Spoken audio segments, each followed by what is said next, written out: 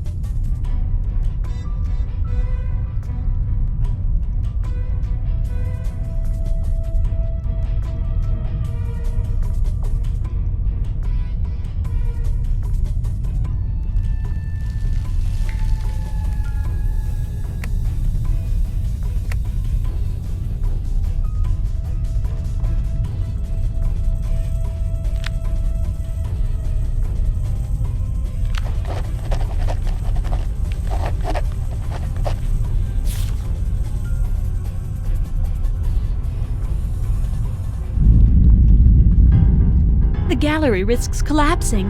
I'd do best not to stay.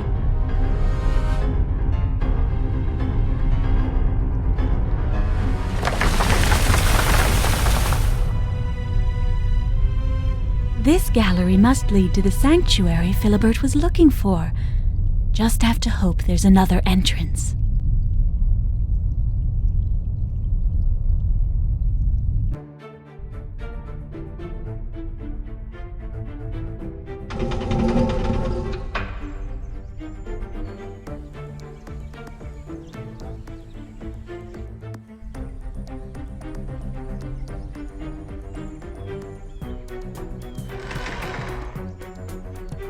Oh no! I hope he's just unconscious.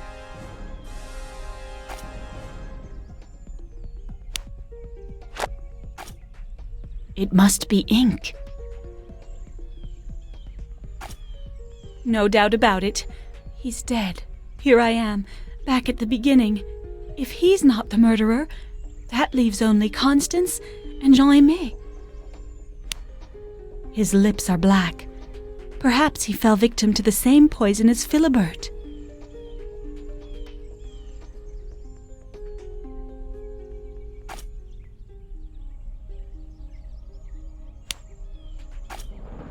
The size is the same as the footprint.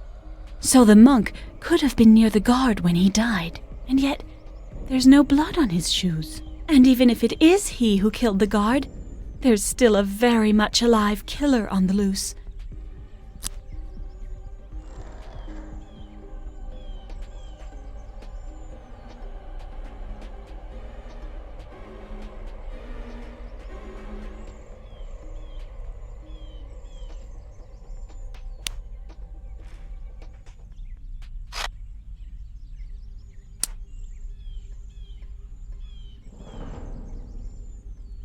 It's unlikely I'll find anything interesting in the scribe's affairs. And to think that for a minute I took him for the killer.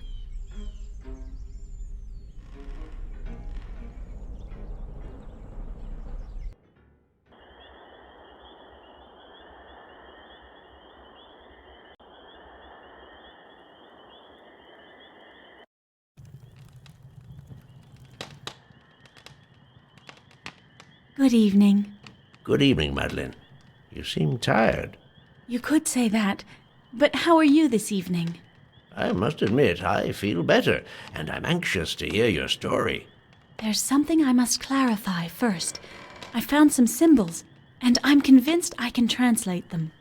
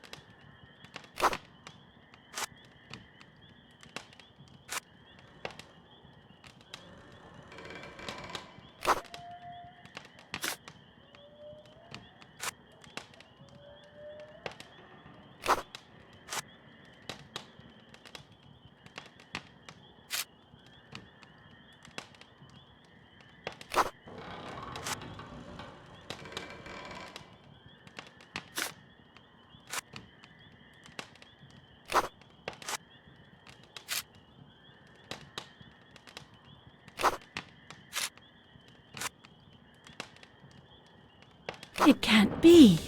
These are exactly the quatrains Father wrote.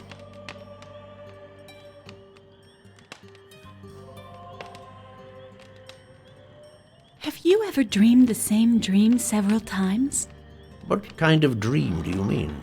I saw Philibert, the castle librarian. He was dead, and yet he was looking at me. In certain visions, he was simply sitting down, his eyes staring at me.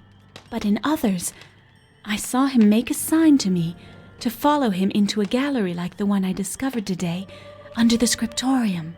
That's disturbing. I've only had that sort of dream once, and it was after I found the inscribed fragment of stone.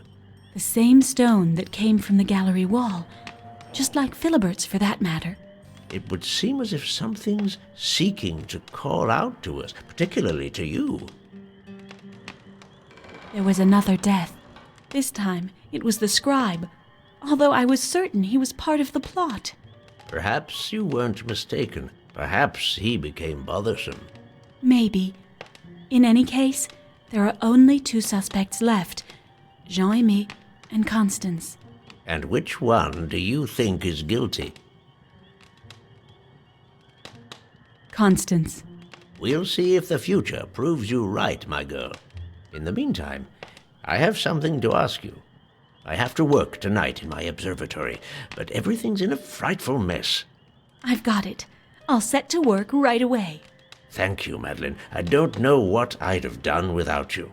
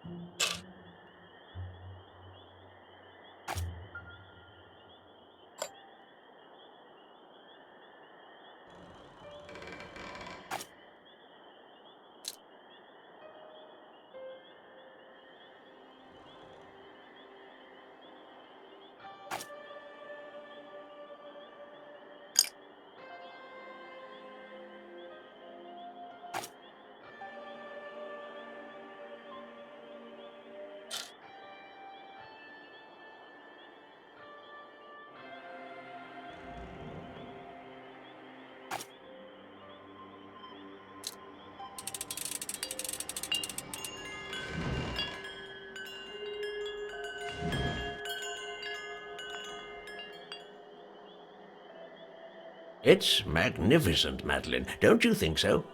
I must say you don't disappoint me, young lady. You really do good work. Go rest now. You've certainly deserved it, and I actually need to be alone for a bit. Father, do you believe that the deceased talked to us? No, God alone knows the future. Of course, vast knowledge of the universe sometimes allows us to understand its rules and orientations as I do, but not the dead. Those are just superstitions. Well then, how do you explain that I found ancient symbols in a gallery under the chateau, which, when translated, correspond word for word with the two quatrains you wrote? What are you saying? I'm saying there's a power here that's beyond us, which inspired the two quatrains at the root of this story. I'm also referring to Philibert, who who talks to me in my dreams. I don't understand what's expected of me, and that's frightening. Calm down, Madeleine. I'm quite certain nothing will happen to you. Continue doing what you think is right. The key cannot be elsewhere. Go on to bed now and make yourself some eucalyptus tea. That will keep your bad dreams at bay. As for me, I'll try to understand what this destiny is that you must follow.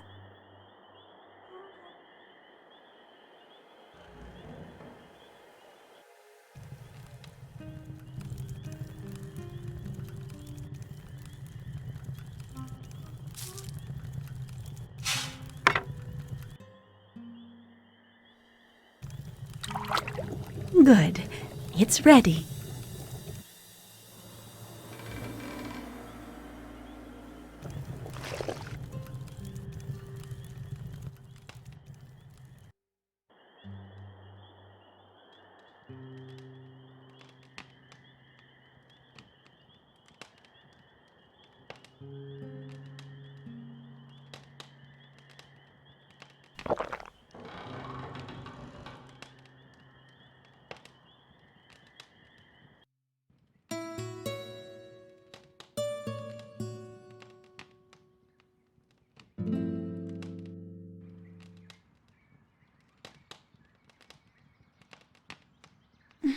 At last, a night without bad dreams.